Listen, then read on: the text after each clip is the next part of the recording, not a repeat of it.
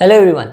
So I know that many of you are worried that अरे यार CET के लिए अब पोर्शन पूरा पढ़ना पड़ेगा, पोर्शन कैसे खत्म करेंगे। एंड इतने सारे क्वेश्चंस है, बुक्स में इतने सारे टॉपिक्स है, मॉक्स में ये सारे क्वेश्चंस आते हैं, कैसे करेंगे। But I need to just tell you one thing guys, portion हाँ बड़ा है बट पूरा पोर्शन करना जरूरी है क्या?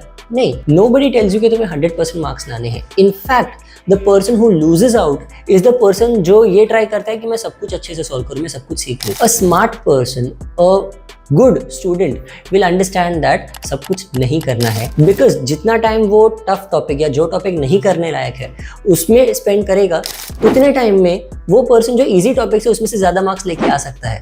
उसमें से गारंटी वो अपनी एक्यूरेसी बढ़ा सकता है। So in this video I am going to tell you that कौन से टॉपिक्स है इन द एंटायर सीईटी का पोर्शन जो एक्चुअली तुम छोड़ दोगे तो कंप्लीटली चल जाएगा।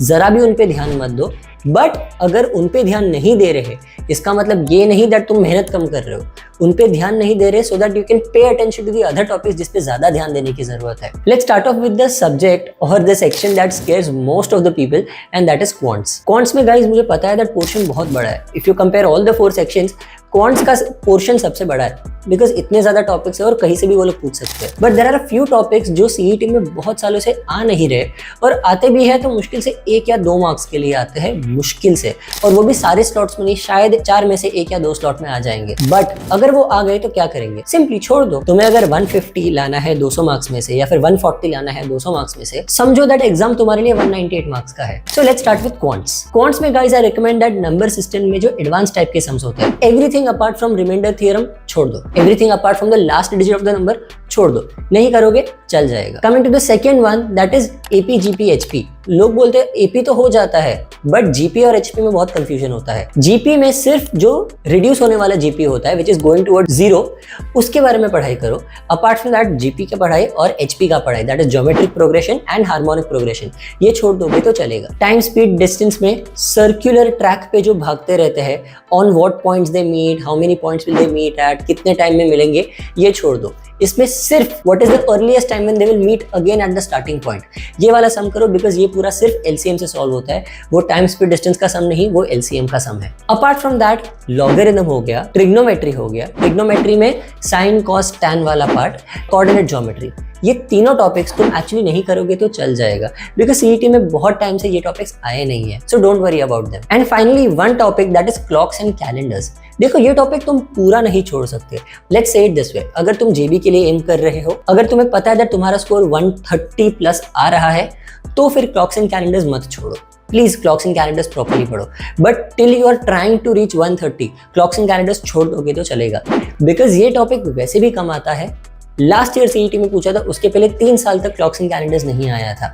So please understand this is not a regular topic, but ये टॉपिक तुम्हें सिडनम से जेबी या फिर वेलिंगर से सिडनम, ये एक कॉलेज की जंप करने में above 99 percentile, this is a topic that you must do. If you are below that तो अभी के लिए इसे छोड़ दो, पहले 99 परसेंटाइल पहुंचो, बाद में इस टॉपिक को देखो। Then we go on to the VA section, that is English जो हम बोलते हैं। वर्बल एबिलिटी में 2 चीजें हैं जो तुम छोड़ सकते हो।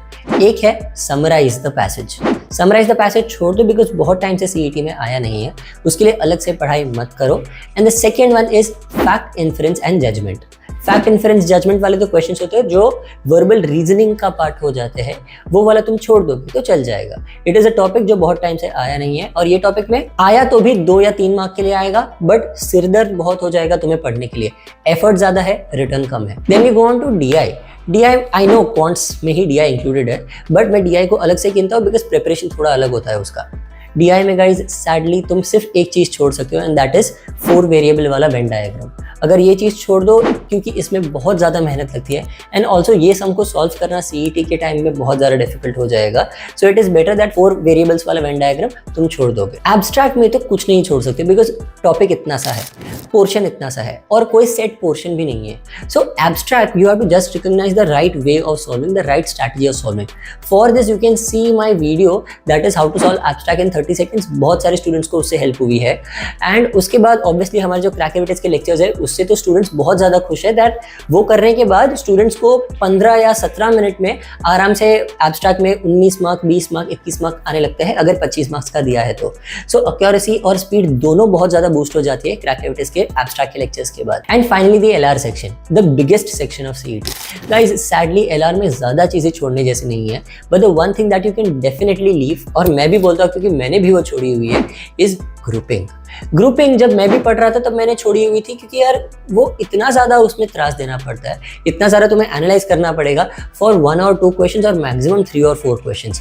सो grouping related, what are grouping questions? Grouping questions are, if A goes then B and C goes together with him, if C goes then D, F do not go। तो ये बहुत ज़्यादा कंफ्यूजिंग हो जाता है बिकॉज पूरे cases से solve होता है, सो इसीलिए ग्रुपिंग नहीं करना चाहिए। एंड फाइनली लॉजिकल रीजनिंग का data sufficiency of logical reasoning is normally based with small LR puzzles. वो पजल सॉल्व करने को टाइम लग ही जाता है और उसके बाद वो क्वेश्चन को भी आंसर देना पड़ता है, तो तुम्हारी एक्यूरेसी भी कम होगी और टाइम भी बहुत ज़्यादा ले लेगा। So that is why LR का data sufficiency is something that you can also leave. To know any more things about MBA CET please just put down in the comments, और जो भी तुम्हारे क्वेश्चंस है वो मैं सॉल्व कर दूंगा।